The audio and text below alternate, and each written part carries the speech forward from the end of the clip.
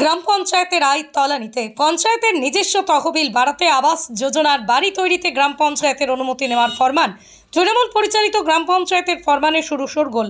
আবাসের টাকা থেকে কিছু টাকা দিন গ্রাম পঞ্চায়েতে, আবাসের টাকায় বাড়ি করতে গ্রাম পঞ্চায়েতে প্ল্যান এস্টিমেট জমা দেন।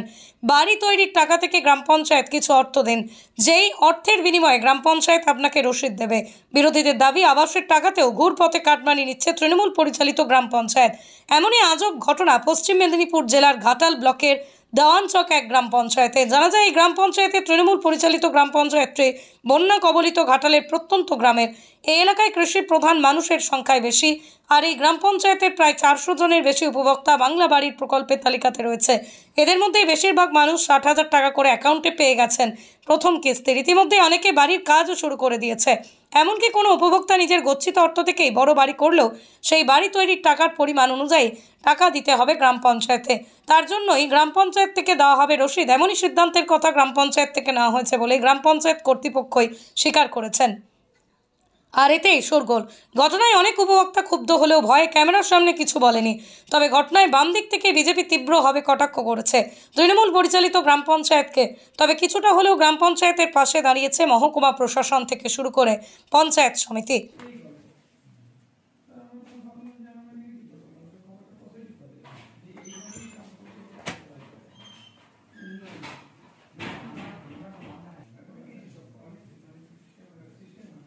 বিষয়টা এটাই, আমরা আবাস যোজনার 1 কামরা বাড়ি, রান্নাঘর, বাথরুম যদি করে আমরা বলেছি পয়সা লাগবে না, কিন্তু যদি একাধিক সে রুম করে তাহলে কিন্তু আমাদের গ্রাম পঞ্চায়েতের রুল অনুযায়ী তাকে কিন্তু এখানে পারমিশন করিয়ে মানে পয়সাটা তাকে দিতে হবে। মানে যেমন আমাদের সিস্টেম আছে আর কি গ্রাম পঞ্চায়েত। কত টাকা কি আপনারা ধার্য করেছেন? ওই ক্ষেত্রে তার সিস্টেমে মানে ধরুন এস্টিমেট করতে গেলে একটা ইঞ্জিনিয়ারকে দিয়ে প্ল্যান এস্টিমেট করে তার একটা বৈধ কাগজে পাবে, সেইটা গ্রাম পঞ্চায়েতে যদি ওই রুলস মেনে করে তাহলে সেই সিস্টেমে যা আসবে সেটাই।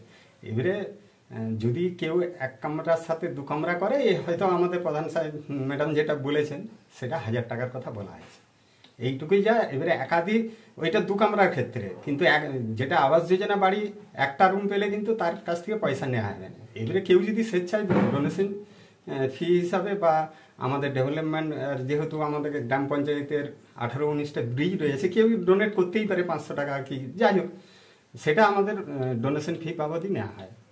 অন্য পারপাস আমরা নিইনি যে আবাস যোজনার বাড়ির জন্য আমরা 1000 টাকা জোর জবরদস্তি তাদের কাছে বলে দেওয়া হয়েছে যে দিতেই হবে, এরকম না।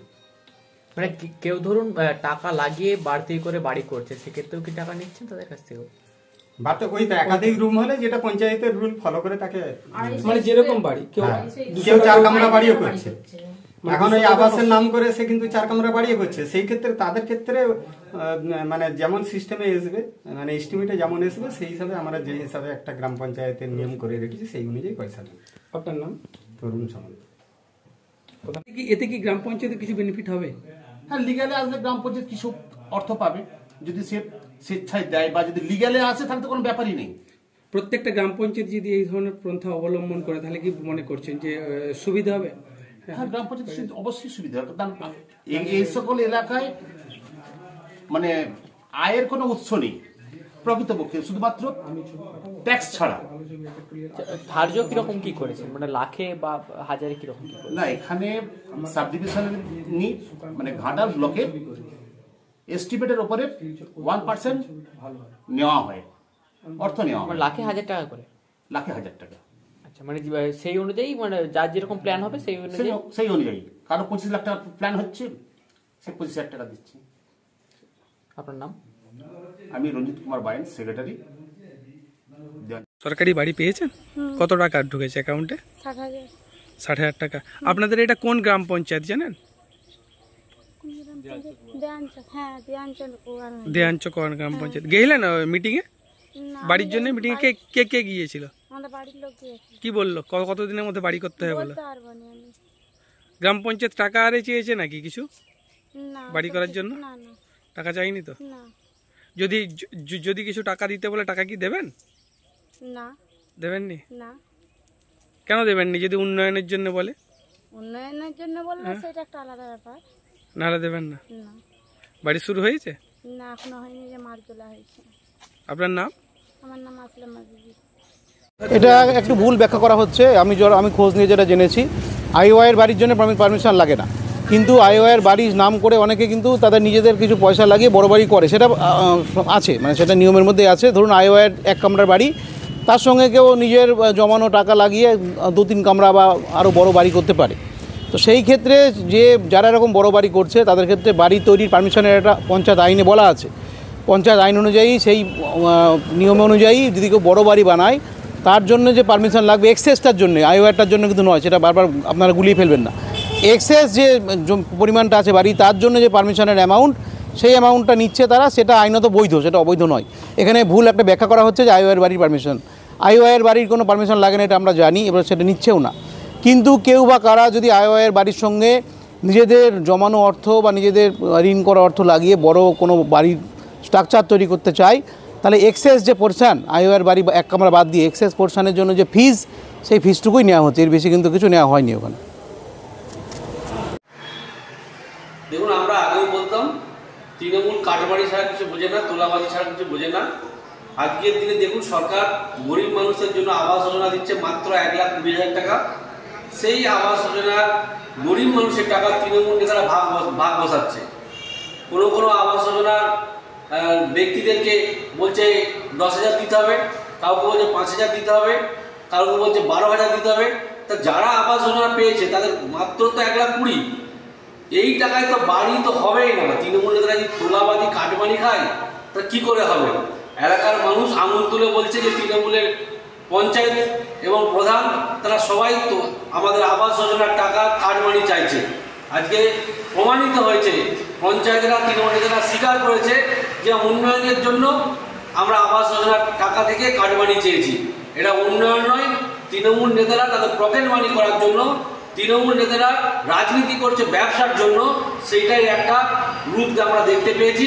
তো আমরা বলবো, সাধারণ মানুষকে বলবো, যারা আবাস যোজনা প্রাপক যারা পেয়েছেন তাদেরকে বলবো 1 টাকাও দেবেন না। প্রয়োজন হলে ওই সমস্ত তোলামূল পার্টির নেতাদের প্রতি এবং তোলামূল পার্টির জনপ্রতিনিধি অর্থাৎ পঞ্চায়েত এবং পঞ্চায়েতের প্রধানের প্রতি অবিলম্বে আমরা আন্দোলন করুন, গর্জে উঠুন। ভারতীয় জনতা পার্টি আছে আপনার সঙ্গে, আগামী দিনেও থাকবে।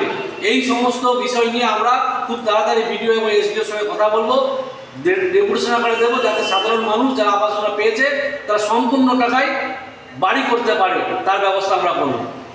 শুধু ঘাটাল দেয়াঞ্চক 1-এর ব্যাপার না, গোটা পশ্চিমবাংলায় ব্যাপী এটা কাগজে পত্রে টিভিতে উঠে আসছে যে তারা তৃণমূল তাদের কাটমানি যেটা আর কি যাকে বলা হয়, সেটা তারা সেখান থেকে তাদের কাছ থেকে যতই ওদের পার্টি মুখে বলুক না কেন, কিন্তু এটা তারা সংগ্রহ করছে।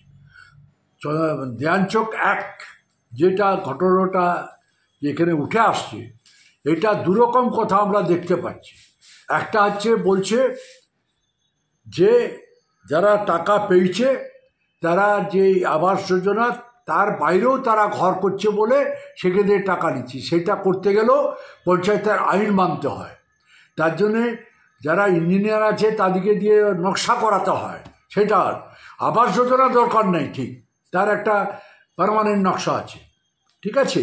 কিন্তু যখন অ্যাডিশন করতে যাচ্ছে তখনই তাকে নতুন নকশা সহ তাকে জমা দিতে হবে এবং তা পঞ্চায়েতের নিয়ম অনুযায়ী ধার্য ফি তাকে নিয়ে তারপর সে 1,000 হবে কি 500 হবে, এটা হচ্ছে তার নিয়ম। আবার এক জায়গায় উপপ্রধান বলছে না, আমাদের পঞ্চায়েতের আমাদের খুব তহবিলের সংকট।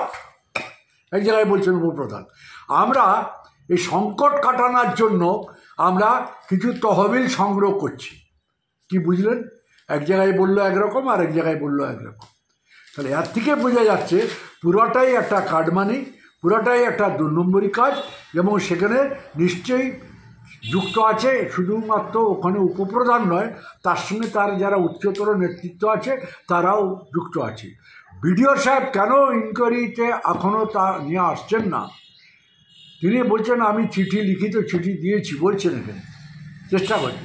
আমরা বলবো আমাদের দাবি যে 1 টাকাও নেওয়া যাবে না, ওখান থেকে কোনো উন্নয়ন তহবিল নেওয়া যাবে না, এবং যদি উন্নয়ন তহবিল নিতে হয় পঞ্চায়েতে মিটিং করতে হয়, রেজুলেশন করতে হয়, এটা বললেই প্রধান উপপ্রধান মনে করলো আমি উন্নয়ন তহবিল তুলবো আর আমার যা ইচ্ছে সেখান থেকে কাটমানির মতন আমি টাকা তুলবো, এটা কখনো হতে পারে না। এটা হচ্ছে তৃণমূলের যা কালচার, তৃণমূলের যা অভ্যাস, সব জায়গাতে কাটমানি খাওয়া চলছে যেমন, এটাও এখানে একই ব্যাপার। দেয়ানচোক একের ঘটনাটা চাই, আমরা এর বিরোধিতা করছি, আমরা এর বিরুদ্ধে আন্দোলনে নামছি এবং আমরা মানুষের কাছে তুলে ধরবো, দেখুন যে কি হচ্ছে।